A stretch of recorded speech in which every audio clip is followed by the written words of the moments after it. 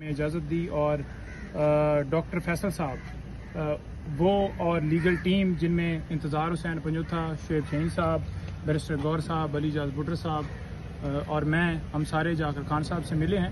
खान साहब माशाल्लाह बहुत हाई स्पिरिट में हैं, ज़बरदस्त अंदाज से उन्होंने जो है हमसे जब मिले हैं खुश हुए हैं और जो बातें हुई हैं वहाँ पर वो थोड़ी सी मैं आपको बताना चाहूँगा। बड़ी अहम बातें हैं।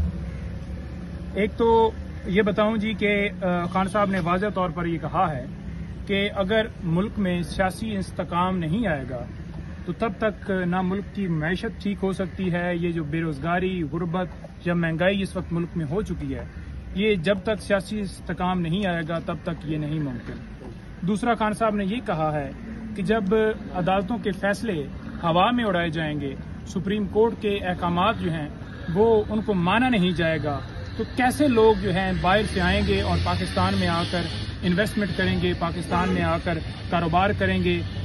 ऐसा तो मुमकिन ही नहीं है कि जब मुल्क के अंदर रूल ऑफ लॉ ना हो, मुल्क के अंदर जो है वो कानून की बालादस्ती ना हो, कोई अदालतों का एहतराम ना हो। जितनी खबरें मेरे हवाले से चल रही हैं वो सारी फेक हैं।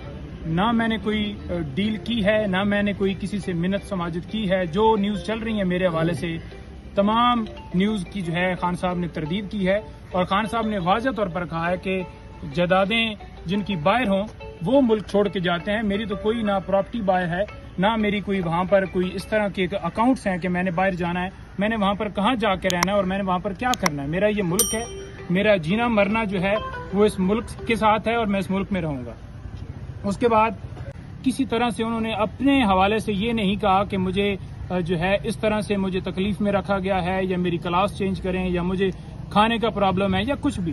वो कह रहे हैं कि मुझे इससे अगली डी क्लास में रख दें और मुझे 1000 साल भी रहना पड़े तो मैं इस कौम के लिए, इस अपने मुल्क के लिए, रूल ऑफ लॉ के लिए, हकीकी आज़ादी के लिए हर तरह की तकलीफ, हर तरह का जो मेरे हर्डल्स हैं वो मैं बर्दाश्त करने के लिए तैयार हूँ। मैं अपने मकसद से, अपने रास्ते से कभी भी नहीं हटूंगा और मैं ये जंग जो है कौम के लिए लड़ रहा हूँ, ये मैं जंग जारी रखूंगा।